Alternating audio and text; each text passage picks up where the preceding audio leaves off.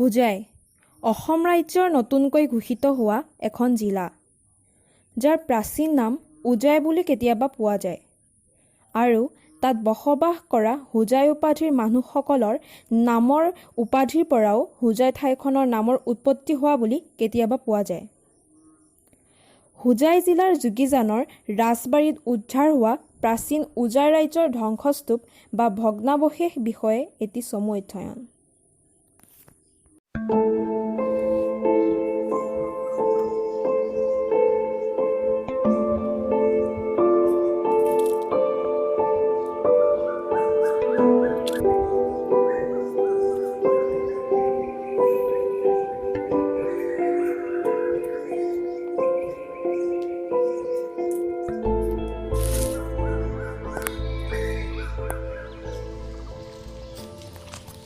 এই অঞ্চলটোত উদ্ধাৰ হোৱা ধ্বংসাৱশেষখিনিৰ ভিতৰত বিশেষকৈ কিছুমান বিভিন্ন ভংগীমাত থকা দেৱ-দেৱতাৰ ভাস্কৰ্য, শিলত খণ্ডিত কৰা বিভিন্ন ধৰণৰ ভাস্কৰ্য আৰু কিছুমান মন্দিৰৰ ভগ্নাৱশেষ আদি দেখা যায়।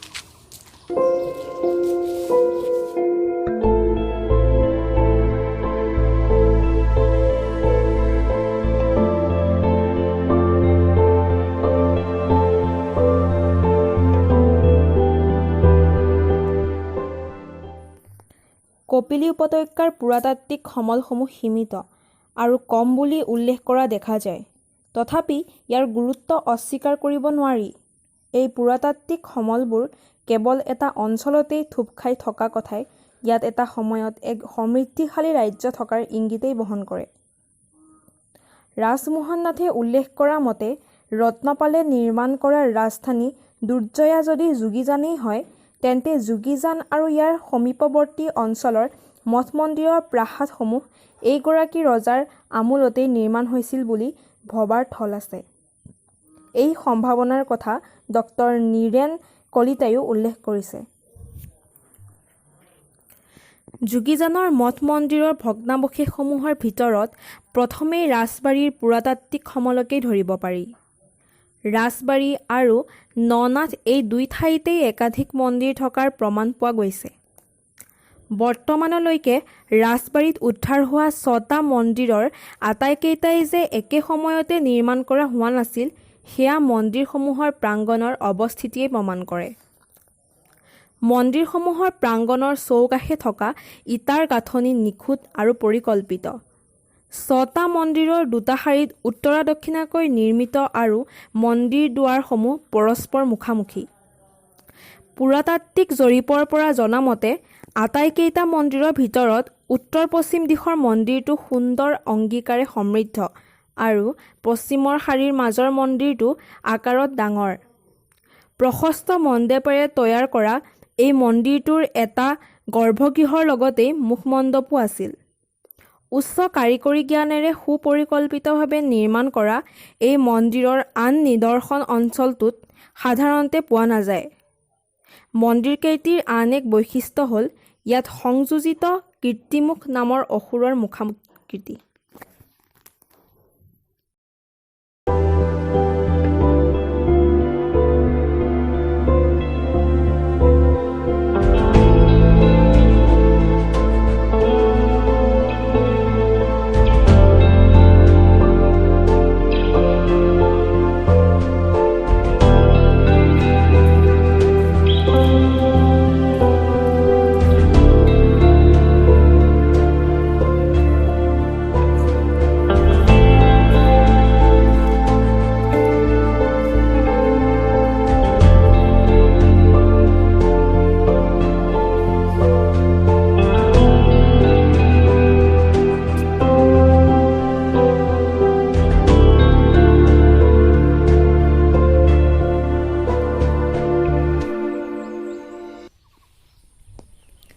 ৰাজবাৰীৰ মন্দিৰসমূহৰ দুটা সংস্কাৰ কৰি এটাত শিৱলিংগ আৰু আনটোত উমা মহেশ্বৰৰ মূৰ্তিখনি স্থাপন কৰা হৈছে।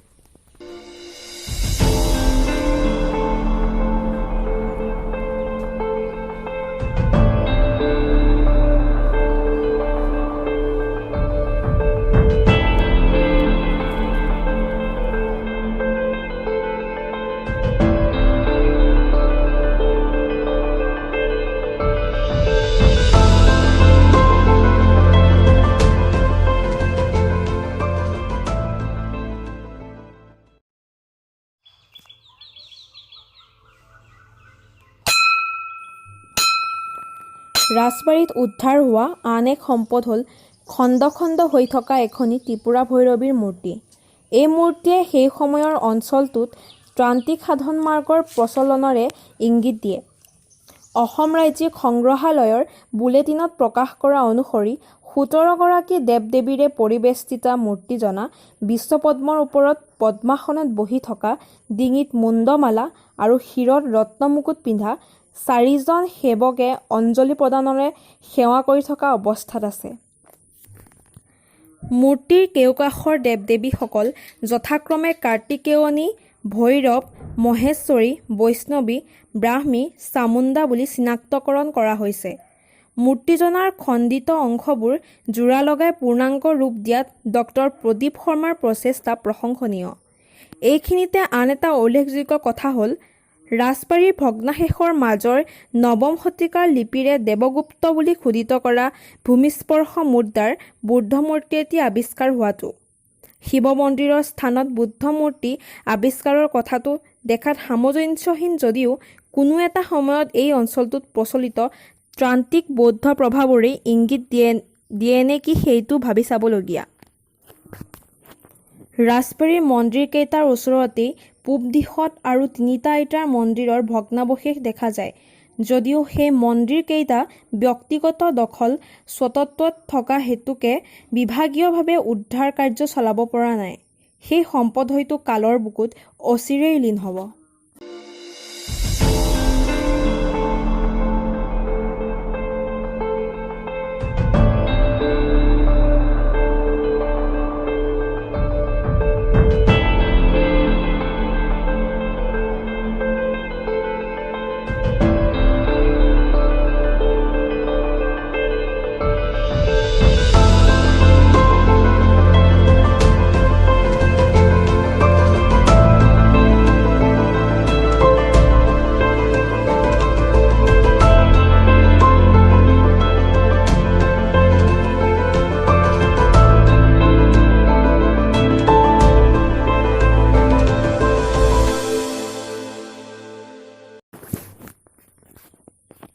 ইয়াত উদ্ধাৰ হোৱা ভগ্নাৱশেষসমূহ সংৰক্ষণ কৰি ঠাইখিনি এখন পৰ্যটন থল হিচাপে গঢ়ি তুলিব পৰাকৈ যথেষ্ট।